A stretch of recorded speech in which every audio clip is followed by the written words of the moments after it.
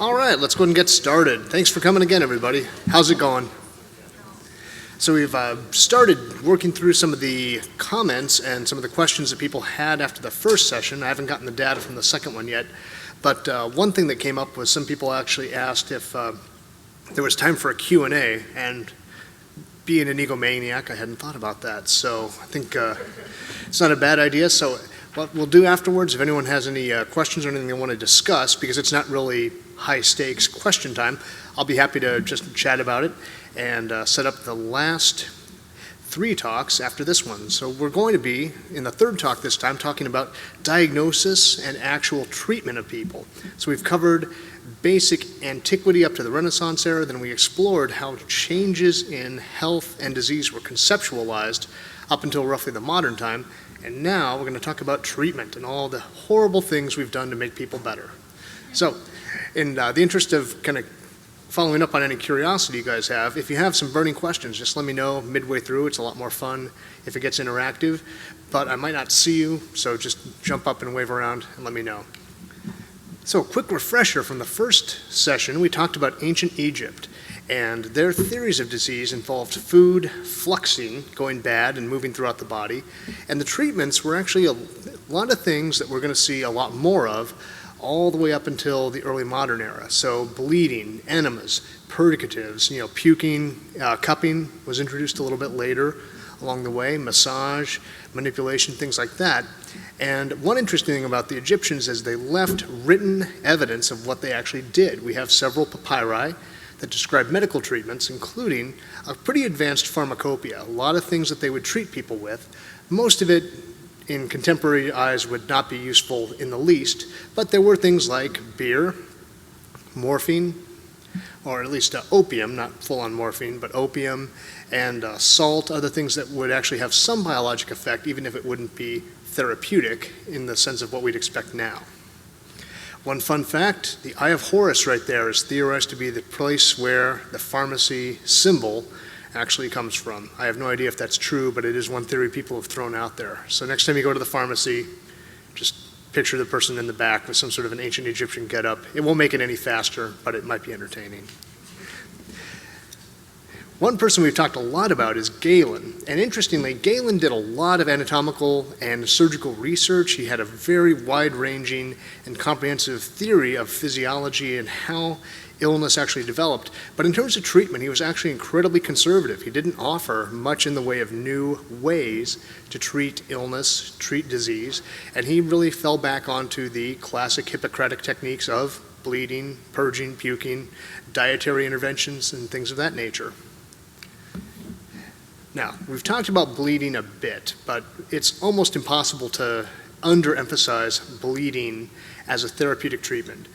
For whatever reason, the adjustment of the humors almost always came down in some way, shape, or form to opening up a vein and draining a significant amount of blood from people using a lancet, which is a double-bladed, basically scalpel, what we consider it today, or specialized devices like this horrific thing right here, the scarificator.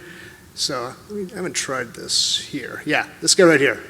That is spring-loaded to have multiple blades pop out and lacerate your skin, and copious bleeding would then result. Leeches were used, and actually of all the things that we've discussed, that's actually probably one of the better ideas we've had. If you want to pull blood from people, leeches were actually way more clean than a lot of the other treatments that were given. In fact, leeches are used today under specific circumstances to decrease swelling and bleeding and hematomas in certain areas because they actually do a pretty good job of it, and they don't actually lead to infections more often than not because their saliva kind of keeps the bacteria down. So there are, in fact, therapeutic leeches even used today. But this treatment lasted forever. It's still visible in the art of ancient Greece. You can still see remnants of it there. Oh, by the way, quick aside. So who was here for the first talk where we talked about Vesalius? A lot of people? So my wife is having a girls' vacation with her friends, and they decided to go to Rome and Greece, and I'm still here. I like being here with you guys, but she's in Rome and Greece. And as she lands, she said, oh, my friend's taking us to this island. She's never been there, so it's going to be a fun one. Well, she's never been to this Greek island. It's called Zante or Zakynthos, and I was like, oh, Sarah.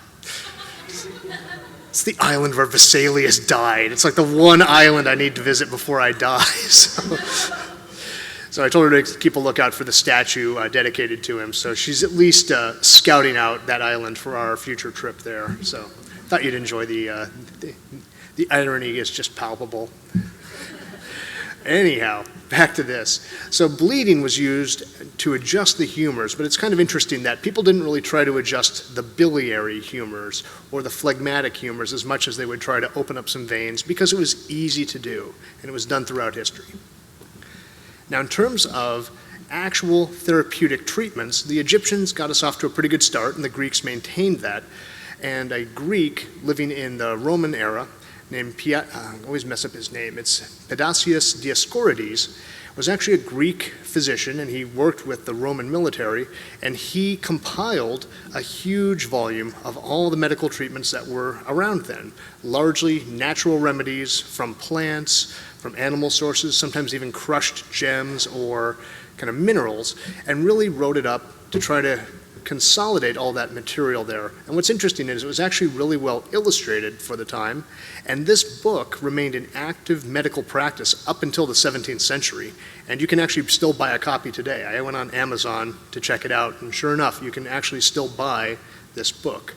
So if you can get several millennia of utility out of your work, that's pretty good. Now, the fact is, the things he collected were largely ineffective.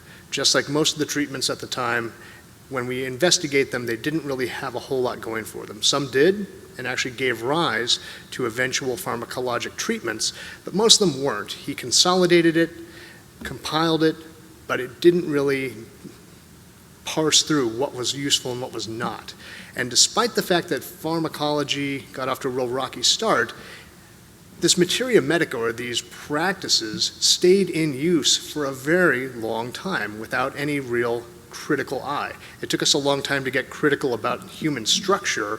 Well, materia medica, or eventually pharmacology, didn't get that critical eye till hundreds of years later in the 1800s. And we'll finish off with how that actually happened.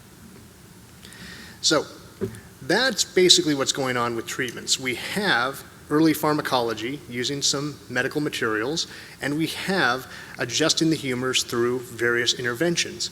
As we mentioned already, the high culture scientific Western tradition passed into the Islamic empires before eventually passing back into Europe. And so what were the Islamic physicians and scientists at the time doing? A couple of people we've already mentioned. We're going to go in a little bit further detail here. So essentially, Avicenna, or Ibn Sina, compiled that massive book, The Canon of Medicine, and just like Re Materia Medica, it was in use for a very long time as well. Not because it was so qualitatively better than everything else, but because it was so comprehensive. You knew that if you had it, you would have an answer. That answer might not help your patient, we didn't know, but it was comprehensive, and you could at least say you had some idea about what was being discussed. And if Dioscorides compiled things, the Islamic scholars were that to the nth degree. They compiled, reorganized, recategorized things in an incredibly sophisticated way. And the way he grouped them is actually still something you might hear people refer to. He grouped compounds as simple compounds, as simples or as compounds. Simples being something from a single source, and compounds being a collection of things that were all thrown together. Actually, when you compile a bunch of different simples together to make a compound, it was actually sometimes called a galenic, because apparently Galen was very fond of just dumping a whole bunch of things together and treating people with that. So if you ever hear those terms, A, you're rotating with somebody who's about 200 years old, but that's where they come from. Another person we've already discussed is AlRazi, or AlRazi. He came up with a really interesting theory that we'll actually elaborate on a bit further throughout this talk.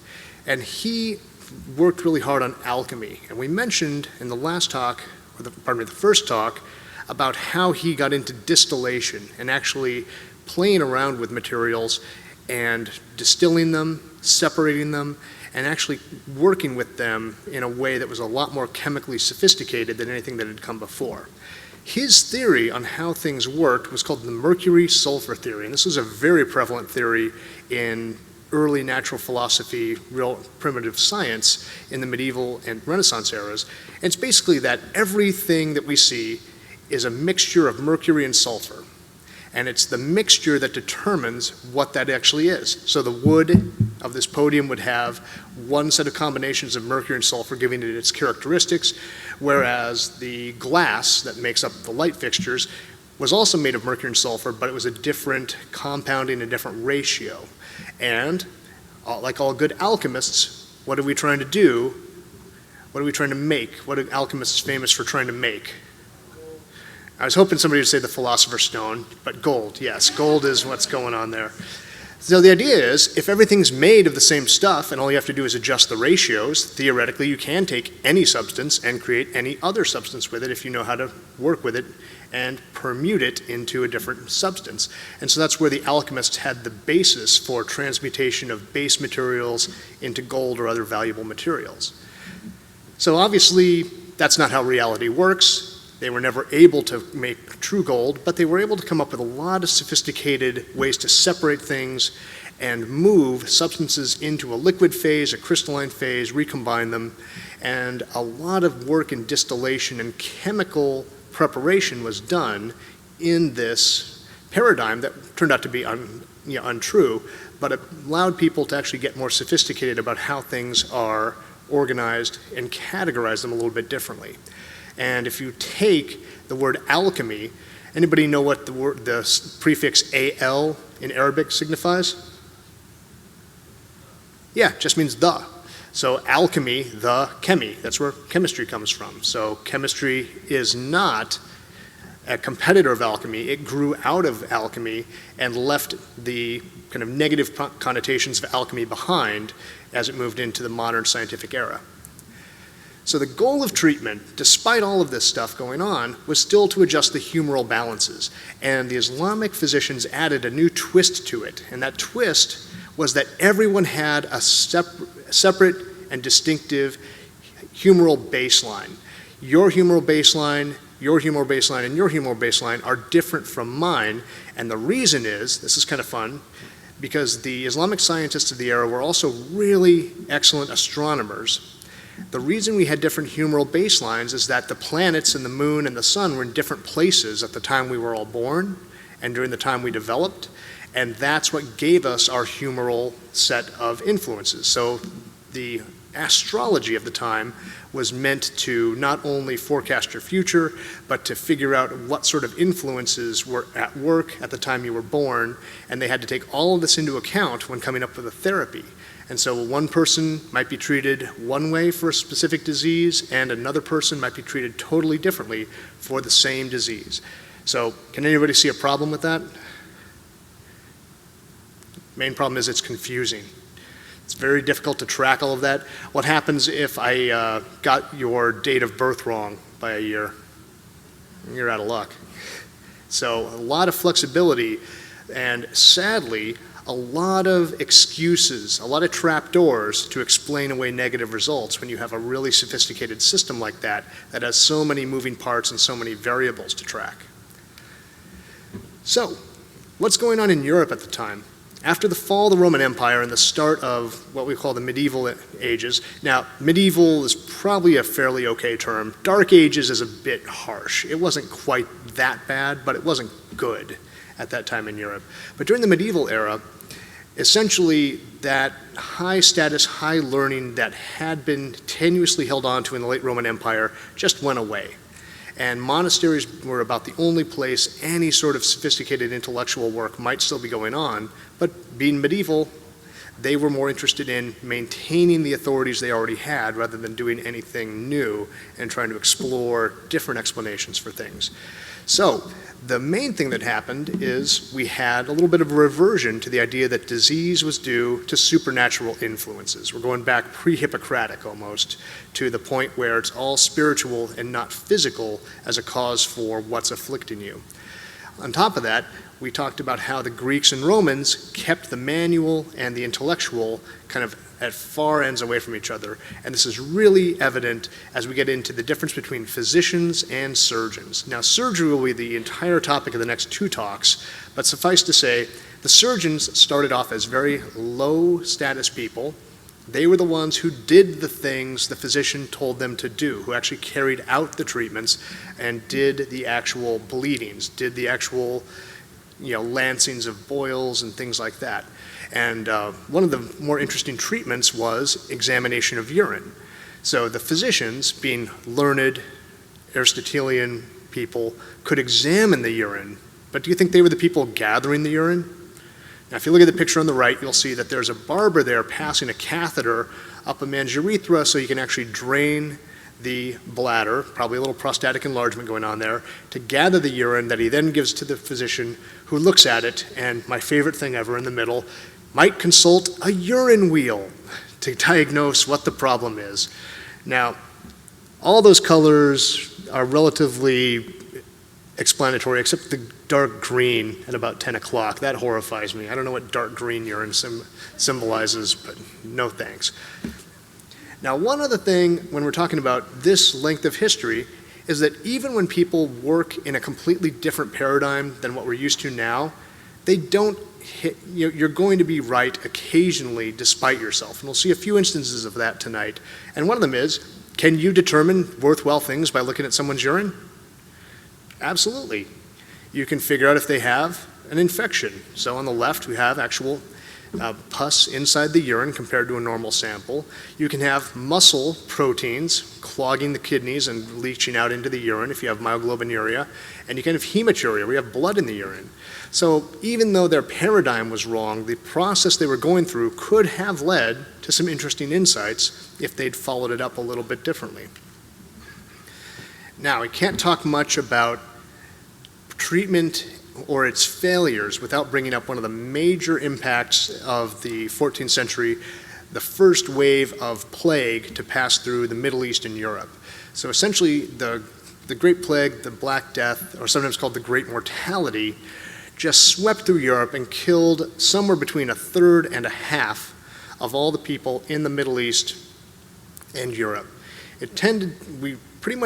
We're relatively sure that it's by Yersinia pestis, the plague bug spread through the bites of fleas that are living on rats, and that this plague originated around the Mongolian steppes, didn't quite make it to Russia because there wasn't a lot of trade between Mongolia and Russia's cold. Not a whole lot of movement there. So the plague really kind of worked a clockwise progression from Mongolia through Southern Europe up to Western Europe into Northern Europe and finally back down into Russia, and that was the first great wave. It essentially started because Mongols, who were besieging a city in modern day kind of Asia Minor like Turkey called Kaffa, had plague break out in their camp and they had to break off the siege. But before they did, they catapulted plague bodies into the city. And when some traders from Genoa went back to Italy, they brought the plague with them, and at that point it moved overland slowly, but hopped from port to port very quickly. And the only places that really got through the plague era relatively unscathed were ones that instituted massively strict quarantine measures, and that happened in very few places. Poland actually had a fairly light hit because of the quarantine that they worked out in certain areas of it. But as a treatment, quarantine can be effective even if you have no concept of what's causing the disease. You just don't let people in who might potentially cause the disease. And if you have people who are diseased, what do you think they did to them in the towns? If you think a family has the Black Death, what do? You nail wood across their doors and leave them there to die and hope they don't spread it to anybody else. Yeah, so if you think back to Monty Python and the Holy Grail when they're bringing out the dead, that was actually a relatively understated method of what it was actually like with all those people dying so quickly. So what was considered to be blamed for it? Everything was blamed for the outbreak of the Black Death. So divine wrath was a big one. Anti-Semitism was invoked relatively regularly because Jewish communities, were sometimes hit by the plague, but sometimes were not, because they tended to be separate, and they also tended to be more hygienic than standard living inside medieval Europe. But it didn't take a whole lot for medieval people to go to anti-Semitism as a way to explain something they didn't like. So there were quite a few, can't quite call them pogroms, but there were quite a few riots and anti-Semitic acts that occurred because it was thought that they were responsible for the spread of the Black Plague.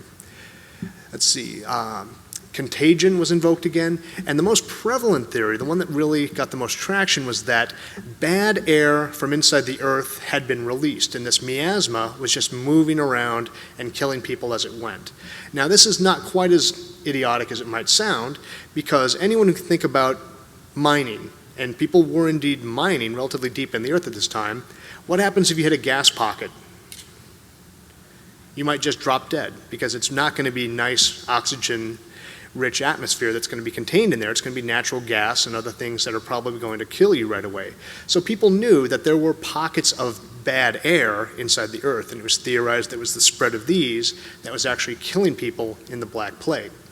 And as a nice little parallel to the humoral balance that the planets had on us, it was thought that this bad air, as well as all minerals, were brought about by the influence of the sun, the moon, and the planets on the earth itself at different times of day. So if you had a lot of sun, you might just create gold. And if you had a different mixture of the other planets influencing the earth during its formation, that would lead to the formation of different substances. So kind of a nice little parallel there. It's a really nice, pretty theory. It doesn't pan out, but it's at least clever. So, how do we fight the plague? Well, lots of ineffective things were tried, and largely quarantine was the only one that was effective. However, one of the things that's pretty popular regarding the Black Plague was the existence of plague doctors, and they wore these suits. Now, the crow beak is somewhat horrifying. If you're sick and you saw this person looming into view, I don't know how reassured you'd be. But if the plague was caused by bad air, how would you go about fighting bad air? If you don't want to die yourself as a physician, how would you get rid of the bad air? You'd actually have something nice to smell. So the beak of these plague doctor suits were actually packed with spices and flowers and aromatic things that were thought to drive away the bad air. Now, as 21st century physicians in training, is that going to do anything to prevent the spread of the disease? No. But what about the fact that they were also wearing oiled leather tucked into boots and gloves and only touching people with sticks? That actually helps. So inadvertently, they created a medieval hazmat suit trying to keep the bad air from their faces, yet managed to create something that was actually relatively effective in stopping them from contracting plague, because fleas are not going to be able to get through this thing and infect them at that time. One quick aside that's both hilarious and awful is there was another countering theory that to fight bad air, you had to fight it with even worse air. So people who feared that they would catch the plague would occasionally hang out in public latrines and lavatories and just try to sniff the most appallingly horrible smells they could from the open public sewers. So, yeah, no other comment on that. Oh, actually, one related comment. So, the Gala's coming up next weekend. Everybody happy? Excited for the Gala? So we have some fundraising baskets that are happening, and for the second year, the anatomists have put together the Steampunk Anatomy Basket. So if you bid on this basket, you can have your very own Plague Doctor mask that's inside the basket. So I'm gonna nudge you guys in the direction of getting your own mask. Or you could just buy one online, but I'd rather you did the scholarship purchase for it. All right. So, Europe got an infusion of fresh intellectual vigor as scholars fleeing Constantinople, Baghdad, and Damascus after the invasion of the Mongols, as well as the fall of Constantinople, came in and set up shop in relatively new universities. So the universities benefited from this intellectual infusion of people bringing new sources to them. Didn't really inspire a great deal of innovation right away, but it eventually got to the point where people like Andreas Vesalius and William Harvey could start doubting the established authorities and look at ways to elaborate on new findings and actually dare to surpass or contradict the ancients. The problem is that it took a long time to do that. And I think one of the reasons is we talked about how the humoral makeup was so complicated that if somebody was treated and died, you could explain it away very easily. It had a great deal of flexibility. Their horoscope must have been wrong, or we didn't intercede at just the right time, or the moon must have been having an evil influence on them, and that's why the treatment didn't work. And if you succeeded, yay, okay, good job. Everything holds up, the theory is true. So it's very easy to ascribe positive results to your methods, and very easy to write off negative results as due to extraneous influences. And so that's one reason actual statistical analysis is so important, because it actually lets you avoid those pitfalls of confirmation bias. So confirmation bias, as well as that real reverence for authority for its own sake, really stymied development for a long time. Now, one other treatment that was very prevalent in medieval and Renaissance Europe was magic. And if you guys want to whisper or whistle the Harry Potter theme quietly now, you can do so. We got the right room for it. Thank you. The first time I gave this talk was in this room, and it's the first time I'd ever spoken in the room, so I gave people the option to say, do you want me to do like a Dumbledore speech or something like that? And 50 points to Gryffindor, because it's got that kind of a vibe in here.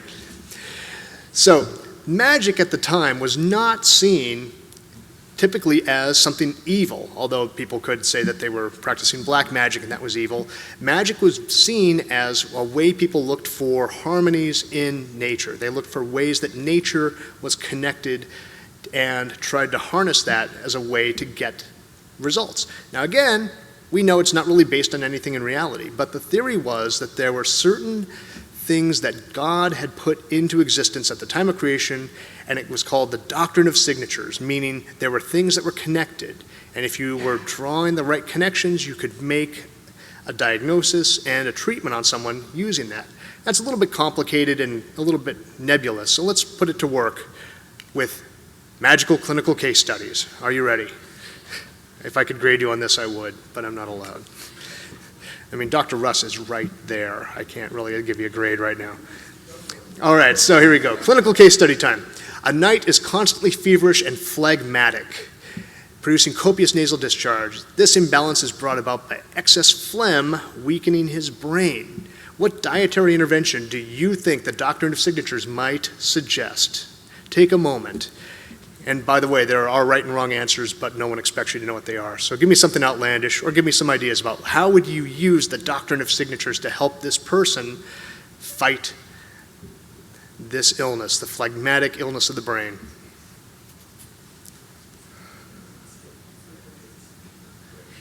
What's that? Eat brains. Eat brains. Okay, you're actually not far from the truth. But that's not the doctrine of signatures. That'd be the doctrine of identicalness. So you got a weak brain, you eat some brains. Paging Dr. Lecter. Okay. But let's take it a little step further. If you can't eat a brain, what could you eat that nature suggests is very brain-like? Might I suggest a walnut? There you go. So you prescribe walnuts, because obviously that has been imbued with some brain-like essence, and that's something that the doctrine of signatures would suggest. Next case study, Venetian merchant has a naturally cold humoral disposition and needs to eat more warming foods. But bad news, the Ottoman Turks have just blockaded Constantinople and he can't get any of the hot spices he likes to eat. So, what other supply of food might the doctrine of signatures say this person needs to investigate as a way to warm his naturally cold balance? Any thoughts? And spicy foods is already off, sorry. All right, so what are some hot things? Peppers, coals, okay, we're on the right idea. Peppers equal spices though, so we're gonna just, if you have them, that's great, but they were largely from South America and they didn't know about them yet. Not much. What's a really hot thing? Fire. What's the biggest fire we know of up above us in the sky right now? Now, we can't eat the sun, but maybe we could eat some sunflower seeds. So there you go. Now, silly as this may be, people exactly in your position 500 years ago were being quizzed on this sort of thing. So just remember, it could always be a little more complicated than not. How would you like to be flunked for failure to comprehend the doctrine of signatures? How'd that make you feel? All right. All right, and last but not least, anybody want to hear about sword balm? Yes. Okay, so let's say I get cut by a sword and a physician is nearby. One very popular and well written up treatment at the time was to use sword balm. Now, where would you put the sword balm? Where would you apply it? On the cut. Now that makes sense because you guys live now. Back then, you took the balm and you put it on the sword. You actually rubbed this balm into the sword because it was thought that by doing that, the connection of the sword and those little invisible connections that it left when it sliced me open would somehow help me heal up. So this is not a random thing. People really, truly believed that that little harmonic connection still existed if you got to it quickly enough. And instead of questioning your theory, if I die anyway, what do you say? Just didn't do it quick enough. The connection, the sword balm was not given in time. So that's how magic was really conceptualized as a treatment. So moving forward, we need to move from magic to actual, what we would consider pharmacology. And the first big name in this is, and I say big name quite literally, was this guy, Paracelsus, aka Philippus Aureolus Theophrastus Bombastus von Hohenheim. And he fits that name to a T. So he was considered to be the father of toxicology. He's pretty much famous for coming up with that statement we say now, which is the dose makes the poison. It's not that everything is innately poisonous or healthy, but that a dosage can make a huge difference in terms of what is and is not bad for you. So he studied everything under the sun. He was especially keen on metallurgy. He did a lot of work in mines and helping to refine minerals, mercury. He elaborated on the mercury-sulfur theory by adding salt to it. So again, not getting us to the modern state, but looking at new ways to conceptualize things. And even though he didn't leave us much in the way of modern actual knowledge that's still useful, he really embodied that move away from authority and to question what was known. He lectured in German, not Latin, which was going to be kind of an intellectual faux pas at the time. He publicly burned Avicenna and Galen before his lectures to kind of give people notice that he was not going to be held to accord with the older authorities, and that people should do experiments to find out what is and is not true. Now, the fact that he didn't come up with anything that stood the test of time shouldn't detract from the fact that he was on to a fairly decent method. Now, he was as obnoxious as his name might have you believe, and pretty much had to move constantly to keep away from the legal trouble he kept incurring in various towns as he went along the way. And probably the best rumor about him is that all of his works were not written by him, but transcribed by his students while he kind of vented at everyone in earshot at local taverns. So there we go. That's Paracelsus. So moving back to Padua, Vesalius's old territory, it has another bit of distinction in that it's the first place a university or hospital actually came up with a garden specifically designed to grow therapeutic plants. Instead of gathering them willy-nilly or hoping you could go find them at the local market, the University of Padua came up with an actual garden where these things could be grown and simples could be gathered. And that garden is still there. You can actually go visit it in Padua to this day. And that's important because at this point, people are willing to look for new things. It's not strictly about aping the old authorities. It's now conceivable to go look for new information. And in the 1700s, William Withering got turned on to the idea that Foxglove was actually something that you could give to people who were suffering from dropsy. Now, dropsy was basically getting very water loaded, basically very edematous, very kind of just heavy with water.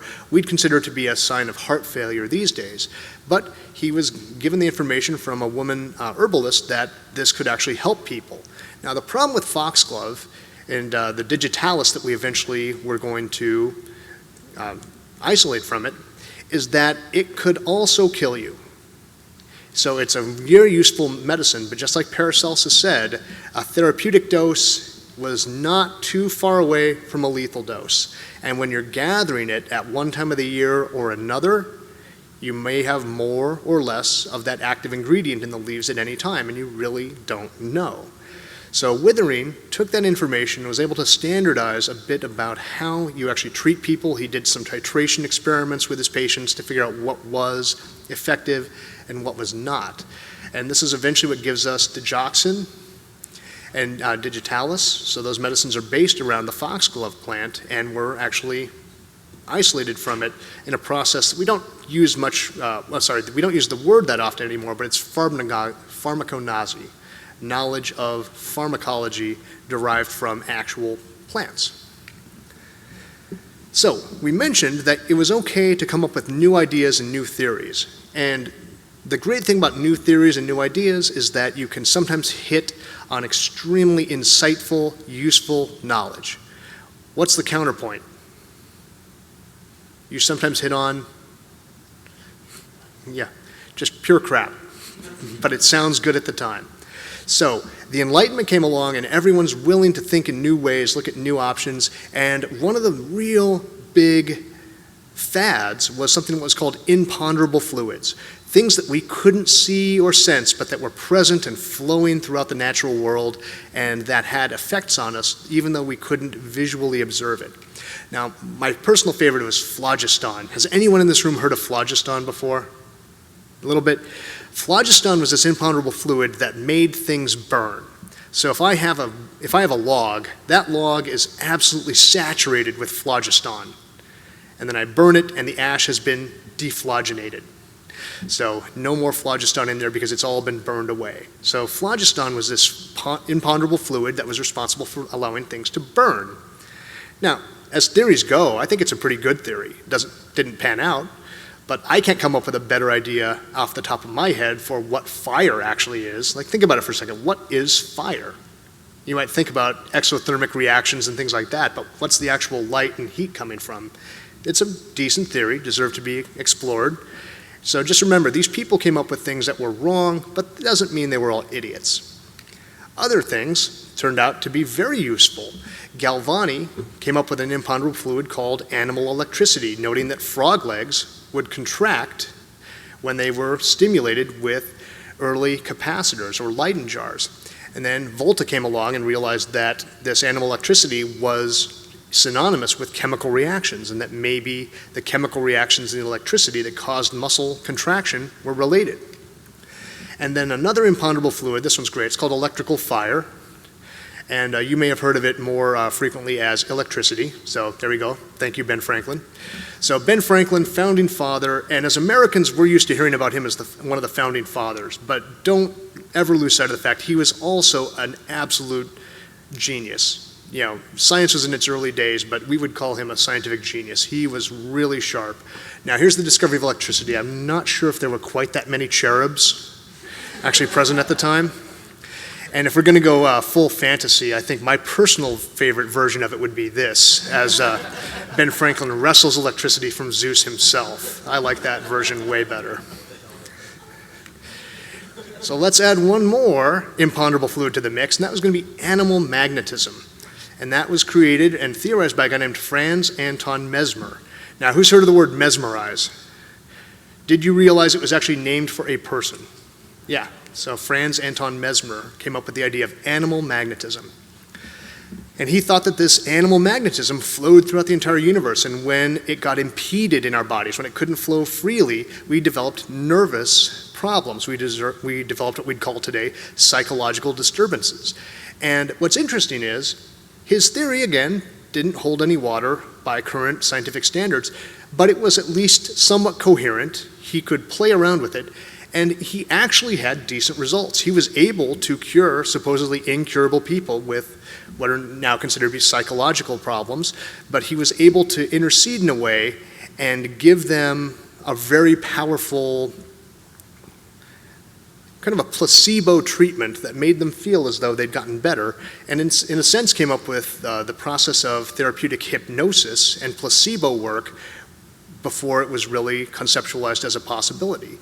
The problem with Mesmer is he insisted it had to be due to animal magnetism and nothing else. He was unwilling to conceptualize that his results were due to anything other than his theory, and when his theory was completely debunked, he basically lost favor, and those ideas disappeared for quite a while. And fun fact, the person who was most instrumental in debunking his theory was actually Benjamin Franklin. So he was in France at the time and was asked to serve on a panel to adjudicate whether mesmerism actually worked. And he did several experiments and found out it was strictly not doing what they thought it was. This is a children's book. So my kids actually have that book. It was kind of fun. Not that I insisted we buy it when I saw it. So he insisted on his theory over practice, but that idea of unblocking problems and unblocking the flow of different biological substances would actually influence A.T. Still in his development of manipulation, as well as Sigmund Freud when he came up with psychoanalysis. So, all this time, we've got essentially the same sort of therapeutics taking place, but in France, the physical exam started to become a little more routine and a little more powerful as anatomical knowledge percolated into the physician's kind of sphere of influence. So essentially, auscultation and being able to kind of percuss people was pioneered in France. And what's interesting is the person who really brought it to fruition was a guy named Jean-Nicolas Corvassar, and he was the son of an innkeeper. And he was trying to figure out if people's lungs were badly consolidated by pneumonia or tuberculosis. And he thought back to his dad having to check on whether or not jugs of wine were empty or full or part way. And you remember what his dad would do is tap to see if it was hollow or resonant. And then he'd put that to work in assessing patients and was able to get some real work done. And so the physical exam started taking off in France. And probably the most influential proponent of it was one of Corvassar's students, another great name, Rene Theophil Hyacinthe Laennec.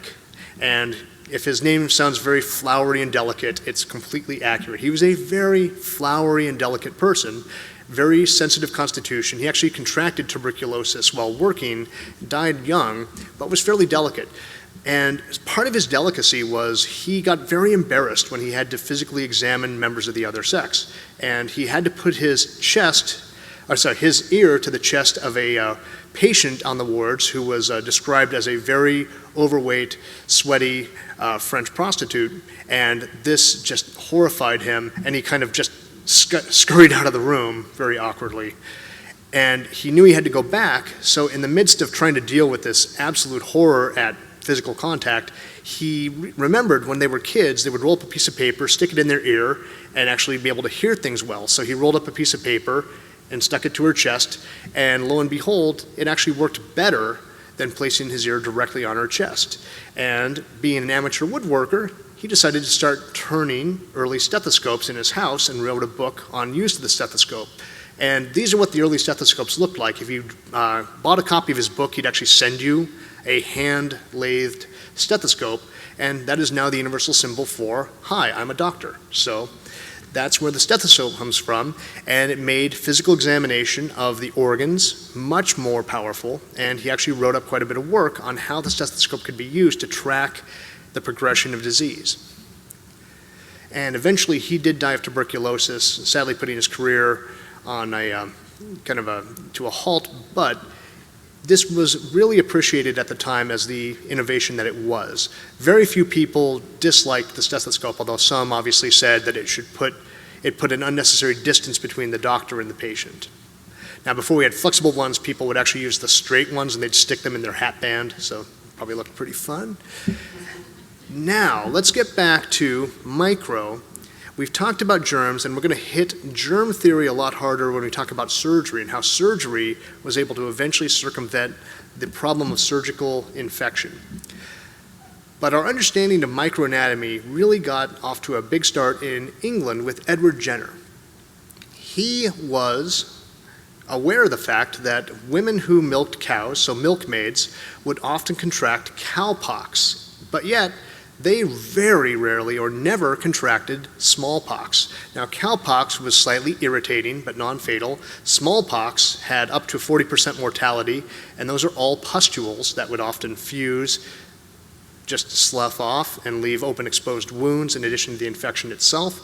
So smallpox had been with humanity throughout our entire recorded history, but he was able to realize that you could take cowpox crusts and get people infected with cowpox, and then that would immunize them to smallpox. And if you ever wondered why vaccination is called what it is, it's because Latin for cow is vacca. So you were giving people cowpox to inoculate them for smallpox, and hence vaccinations. So that's pretty good. Building on that theory is our buddy Louis Pasteur, who we mentioned last time. He showed that spontaneous generation didn't actually occur and that things did not rot if they were kept sterilized and kept away from particles in the air that could actually cause the rotting to occur. He was able to use his microscope to figure out that there were specific organisms causing disease in bad batches of wine or beer or blighting silkworms, and save the French wine, beer, and silk industries as a result. Now, the big thing for today is that taking Jenner's work, he thought that maybe there was a way to take an active disease and treat it by getting a sample of that disease, and instead of finding a weaker relative of it, try to weaken the disease itself. So he tried to find ways to weaken the rabies virus. Now, again, he didn't know it was a virus, but he knew that maybe they could weaken it. And so Louis Pasteur, quicker than he expected, actually had to treat a young boy who was bitten by a rabid dog, defending some other children. And rabies was and is a death sentence. I believe there is one documented case of someone throughout entire human history recovering from rabies without treatment.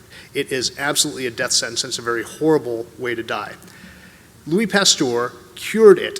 And I want to underscore, this is the first time in recorded human history someone took a fatal disease and actually stopped it in its tracks. So I think all that justifies the fact that we've got the first treatment for rabies, wine and silk undergarments saved by Louis Pasteur, possibly making him the best person ever.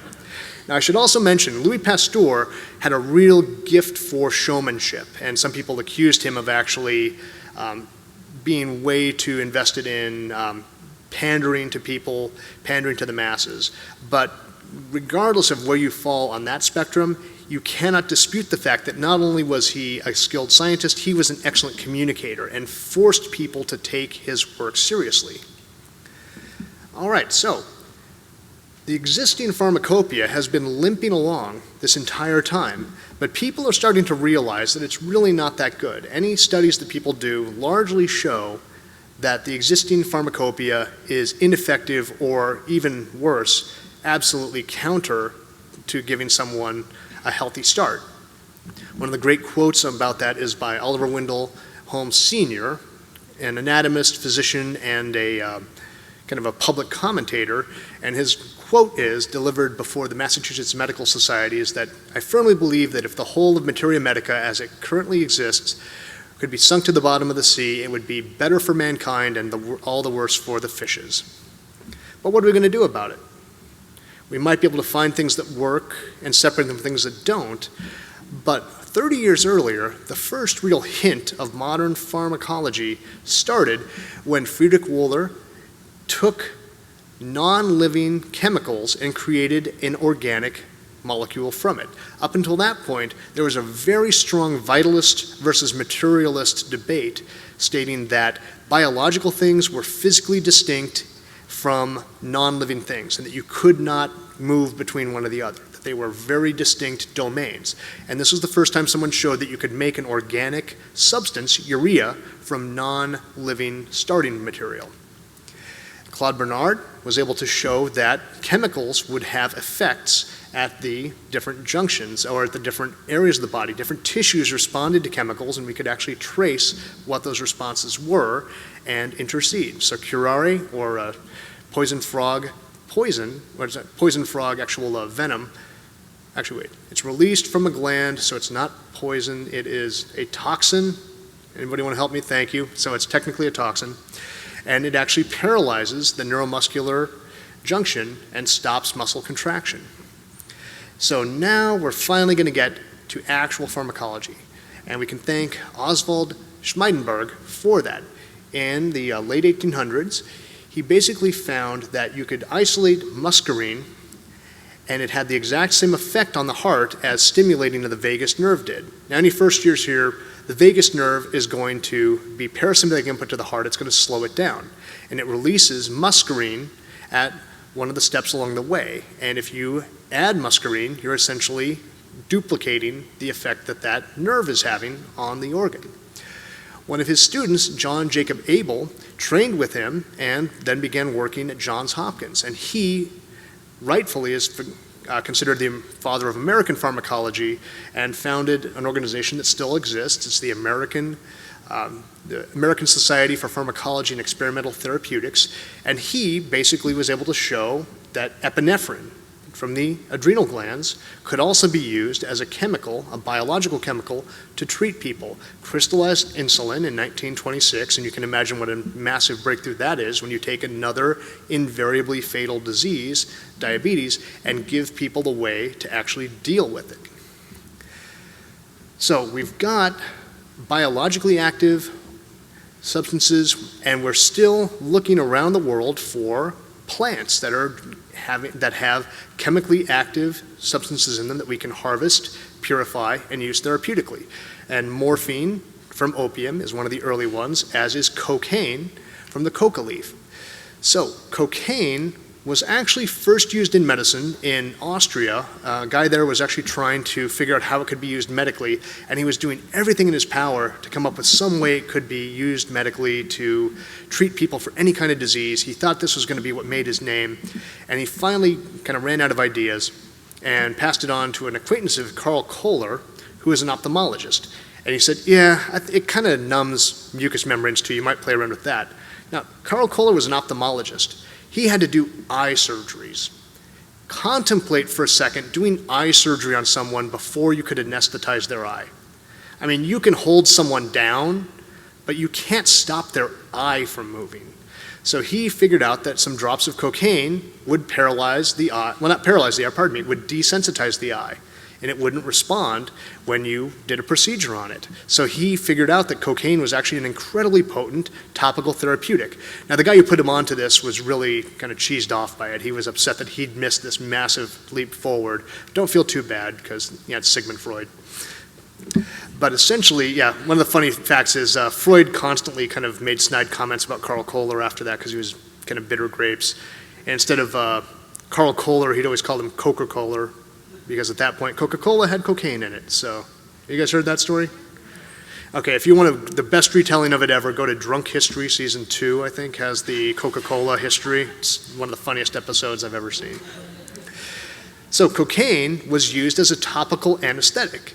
And essentially, it's really potent, but it's also incredibly addictive. And that's going to be one of the main points we hit in the second history of surgery talk, is how it was used to numb peripheral areas, but actually had really negative effects on all the people who were involved in that investigation in the first place. So we've got some actual therapeutics that are working. We can kind of moderate people's biological reactions to different diseases and different problems, but we still haven't got a way to directly attack the organisms that are making us ill. But thanks to Alexander Fleming, and a fortuitous observation that penicillin was responsible for yeast being able to actually, not yeast, mold, sorry, being able to actually fight off bacteria in the plate that they were on, that we were actually able to harvest it and use it as an antibiotic. So it's a bacteriostatic, doesn't allow the bacteria to replicate as readily. What's interesting is not only was it an accidental discovery caused by contamination of his bacterial plates, he actually thought, oh, that's neat, but there's no way it'll actually work inside a human body, and kind of shelved that research for 3 years. But when he picked it up and further experimented, it was actually shown that penicillin could in fact help the body fight off bacterial infections. So he gets the credit for that, and rightfully deserved. So the problem was, it's very difficult to create enough to actually do anything useful.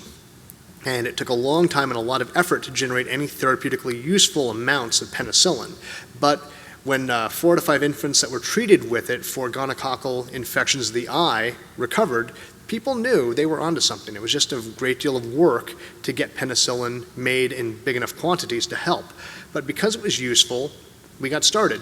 And essentially the big jump forward happened in a Boston in the aftermath of a Boston nightclub fire where people who had been badly burned but survived were treated with penicillin and were able to not eventually die of that infection.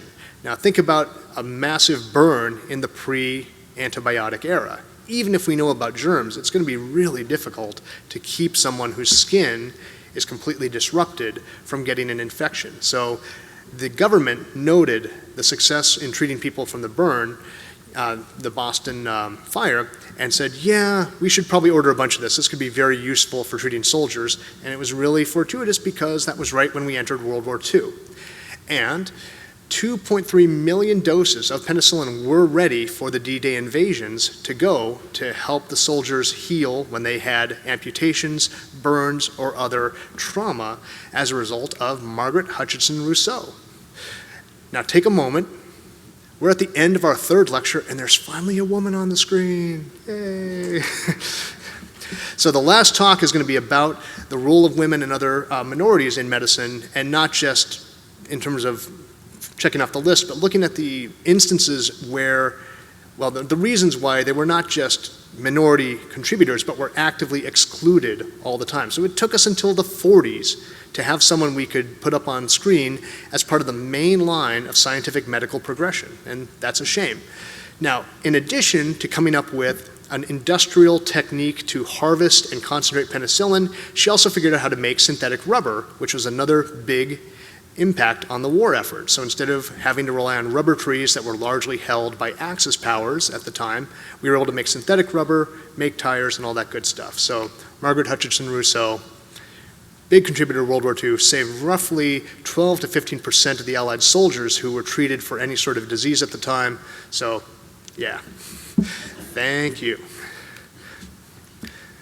So, moving a little further ahead, the vaccination of people for smallpox, and then the treatment of people for rabies by weakening a pathogen was brought a little more further forward by Jonas Salk when he took yet another disease that has plagued people throughout history, which is polio. You can notice on the Egyptian artistry here on the left, they're basically showing somebody with the hallmarks of a polio infection. The wasted muscles, the turned in, clubbed foot. You can see someone who's still suffering from polio in the middle picture. But the polio vaccine was able to fight the disease by giving our immune system something to attack, but didn't actually result in an actual infection. So the polio virus was weakened with formalin, but that left its antigenic surfaces available for the body to recognize and mount a response to. And so at this point, we've got the roadmap to cure many diseases through immunization, and that has been going on ever since. Some diseases are a little more resistant than others. You can think about the flu, you can think about AIDS, things that have a great deal of antigenic variability as time progresses. Those are going to be difficult to treat, but with things that are a little more stable in terms of the antigens that they present, we've got a real method to fight. Now, this one doesn't really fit anywhere else, but I think it's worth mentioning that CPR is yet another therapeutic treatment that has a specific discoverer and inventor. Now, does anybody know how you would treat someone in the hospital who had a heart attack prior to CPR? Anybody know what you would do? There was a treatment.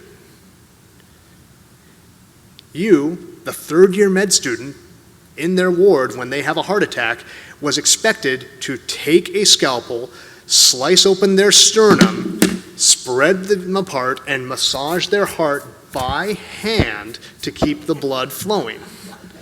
Yeah. Thankfully, we have Peter Safar, an Austrian who was working in Baltimore, who came up with the idea that we could actually do CPR and actually make the heart pump through compression and artificial breathing rather than this incredibly painful and invasive procedure. Now, the thing I love is I'd love to hear the IRB response to this request these days, because he showed that you could get enough oxygen to people by doing artificial respiration, mouth to mouth, by giving 31 people curare and paralyzing their diaphragm. I'd love to see that IRB submission. That would be amazing. Now, thankfully for him and us, it actually worked. Nobody died. And he's able to show that you could do CPR, wrote it up in the ABCs of CPR, airway, breathing, and compression. He worked with a toy manufacturing company to create Recessa Annie. And I think, who here is trained on a Recessa Annie? Some of you, not all of you, you'll get there. So you have a dummy that you use to learn how to do CPR. And CPR changes over time, but the basics of it are remaining the same. You compress the heart, you can actually drive blood through the body even after the heart is stopped. Now, if that weren't good enough, he also basically created the ICU. The first ICU in America was created by him, and he also was instrumental in founding the first EMS response units. After his daughter died of an acute asthma attack at the age of 12, he thought to himself, she could have been treated, but there was no way to get her to a hospital quick enough. And what we need is to actually have a way to get help to people and get them evacuated quickly, give them medical support along the way, and get them to a hospital. So I don't know a whole lot more about him, but I think he's probably one of the more unsung heroes. That's not a big name, probably worth looking into. And last but not least, as you guys go forward throughout your career, please emulate this next person in the sense that take the craziest, most unconnected ideas possible and actually play around with them and see if it could be put to work. So following World War II, there's a Scottish physician named Ian Donald, and he thought, we've been using radar to locate submarines and find German planes that are coming across the English Channel, but I bet we could look at people by swinging this radar at them. So he came up with ultrasound, using the piezoelectric effect and vibrating crystals to create sound waves and using them to receive. And he was able, amazingly, to come up with a way to translate radar into a medically useful technique, which is ultrasound or sonography, and proved it by taking a patient who'd been diagnosed with fatal ovarian cancer that they weren't going to treat, they were just going to do some palliative care, and through ultrasound showed it was actually an ovarian cyst that they could go in and remove, and she survived. If that cyst had ruptured, she almost certainly would have died, and had they not intervened, she would have. So be the sort of person who looks at this and says, yeah, but what if that? So just a little food for thought out there. All right. The most recent thing I think we can kind of use at the tail end here is we've seen how drug design really relied on starting materials that were already there, and we concentrated existing content. But James Black, another Scotsman, thought that, we know the chemical reactions that cause the heart to speed up and slow down.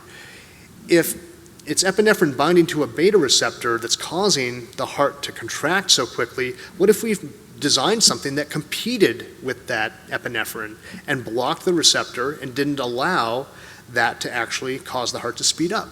And so, taking something that didn't exist, but theorizing that they could create a molecule that fit the bill, he was able to come up with propranolol. And basically, it looks a lot like epinephrine, but it binds to the beta receptor and stops it from doing its job, causing the heart rate to speed up, and hence we now have beta blockers. Now, propranolol I don't believe is going to be on the list of things you probably treat people with anymore. There's other beta blockers. I could be wrong. I'm an anatomist. This is the extent of pharmacology that I know.